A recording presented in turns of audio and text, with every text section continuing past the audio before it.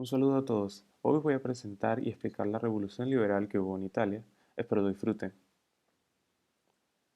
Vamos a ver una breve introducción de lo que viene a ser la revolución, la unificación de Italia. A mediados del siglo XIX, la península italiana se encontraba dividida en muchos pequeños estados. Por la época, Austria dominaba de forma indiscutible la península, aplicándose el Italia como expresión geográfica de Metternich, suprimiendo cualquier conato nacionalista, mientras los pequeños estados centrales con Toscana eran dirigidos por príncipes Habsburgo a su merced. Buen ejemplo de su poderío fue su continua represión de movimientos liberales en la península. La unificación italiana se dio ya que desde la desaparición del Imperio Romano a fines de la Edad Antigua y comienzos de la Edad Media, no habían logrado unificarse formando un solo Estado, sino que se hallaban fraccionados integrando algunos reinos y otros estados autónomos. Por el Tratado de Viena de 1815, Italia quedó dividida en 7 estados independientes: dos Sicilias, estados pontificios, Toscana, Módena, Parma, Austria y Cerdeña, de entre los cuales el último fue quien completó la misión unificadora décadas más tarde. A pesar de pertenecer todos ellos a una misma raza, profesar el mismo credo y tener igualmente el mismo pasado histórico. Pero es en la segunda mitad del siglo XIX que el anhelo nacionalista y de esa unificación que agitó Europa se mostró también en Italia. Fue así como los estados italianos, después de vencer muchas dificultades y gracias a la labor sacrificada y heroica de muchos de sus patriotas, consiguieron unificar formando así una sola nación, un solo estado, el Reino de Italia. Vamos a ver algunas características de la unificación. Como dije antes, Italia estaba dividida en 7 estados independientes. Estos eran el Reino de Cerdeña, Cerdeña y Piamonte, el Reino de las dos Sicilias, los estados pontificios o de la Iglesia, el Reino lombardo-veneciano, los ducados de Parma, Módena y Toscana. Aquí nos encontramos a Piamonte, Lombardía, Venecia, Parma, Módena. Más abajo tenemos a Toscana, estados papales, Cerdeña, Piamonte y Reino de las dos Sicilias. Las características de la unificación italiana fueron, o las más importantes: se realizó de forma libre, espontánea y por propia iniciativa y voluntad de dichos pueblos. La unidad italiana se hizo sin lesionar a nación extranjera alguna, e igualmente sin servirse de la fuerza ni de guerras de agresión. Vamos a ver los forjadores. El rey de Cerdeña, Víctor Manuel II, su ministro, el patriota Camillo Cavour, y Giuseppe Garibaldi, valeroso y desinteresado patriota liberal, desempeñaron asimismo importantísimo papel en la etapa inicial de este movimiento. El rey Carlos Alberto de Cerdeña, padre de Víctor Manuel II, así como José Mazzini, combativo y noble político liberal que trabajó con abnegación y patriotismo por conseguir la unificación de Italia. Aquí nos encontramos a Víctor Manuel II. Más abajo tenemos a su ministro, el patriota Camilo Cavour, Giuseppe Garibaldi, Carlos Alberto de Cerdeña, que era el padre de Víctor Manuel II, y José Mazzini. Vamos a identificar las etapas que hubieron en la unificación italiana. Nos encontramos con dos pinturas. La primera es Sacrati San Michele por Giuseppe Pietro Baghetti.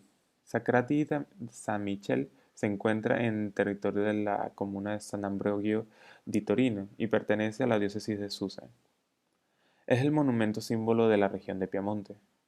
Giuseppe Pietro Baghetti fue un arquitecto civil y militar italiano, así como pintor. Pintó paisajes y pinturas de batalla. Se declama la Gerusalemme liberata alla corte estense, por Francesco Podesti.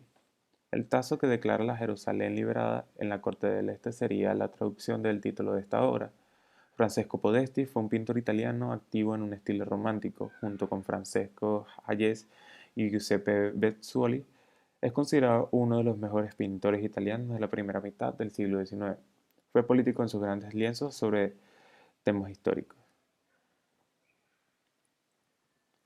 Las etapas fueron: guerra contra Austria e incorporación de Lombardía, anexión de los estados de Parma, Módena y Toscana, la revolución de las dos Sicilias, incorporación de Venecia, y luego veremos la incorporación de de Roma y cómo culmina esta unificación. Pasamos a la guerra contra Austria y la incorporación de Lombardía. Este es el valle de Aosta en la región de Lombardía, los Alpes italianos. El rey de Cerdeña, Víctor Manuel II, y su ministro conde Camilo de Cavour fueron quienes llevaron a cabo la unificación de Italia. Estaban convencidos de que para culminar su obra era de gran necesidad enfrentarse a Austria, y principal enemiga de tal unión, y que asimismo había anexado los estados de Lombardía y Venecia. Para ello, concibieron el plan de solicitar ayuda a una gran potencia.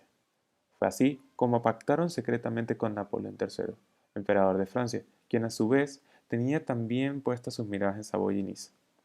Iniciadas las hostilidades, la campaña militar, que fue de corta duración, dio la victoria a los francosardos, pues los ejércitos austriacos fueron derrotados en las batallas de Magenta y Solferino en 1859. Pero, seguidamente, Napoleón III firmó por separado y en forma inesperada y sorpresiva un armisticio con Austria, por el cual Lombardía pasaba a poder de Víctor Manuel II, pero Venecia quedaba aún bajo la dominación austriaca. Francia obtenía en cambio a Saboya y Niza. Luego está la anexión de los estados de Parma, Módena y Toscana. Esta es una imagen por dentro de la Catedral de Parma. La victoria sobre Austria despierta un sentimiento nacionalista entre los estados de Italia Central. Un plebiscito realizado en 1860 determinó la incorporación al Reino de Cerdeña, base de la futura Italia, de los estados de Parma, Módena y Toscana. Pasamos a la Revolución de las dos Sicilias. Este es el teatro de Politeama en Palermo, en la región de Sicilia.